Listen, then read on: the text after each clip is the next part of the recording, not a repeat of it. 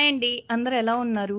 ఈరోజు నేను లంచ్లోకి రసం రైస్ అలాగే బ్రొకోలీ సలాడ్ చేసుకున్నాను. రసం రైస్ కోసం అని చెప్పి మనం ప్రెషర్ కుక్కర్లో 1 గ్లాస్ రైస్ అలాగే 1/4 గ్లాస్ కందిపప్పు పెసరపప్పు కలిపి తీసుకున్నాను. ఒక 2 టైమ్స్ దాన్ని వాష్ చేసుకొని ఆ తర్వాత కొంచెం పసుపు అలాగే ఒక పెద్ద టమాటాని చిన్న పీసెస్ లాగా కట్ చేసుకొని వేసుకోవాలి. నేను 5 గ్లాసెస్ ఎసురు పోసుకొని 5 విజిల్స్ వచ్చే వరకు ఉడికించుకుంటున్నాను.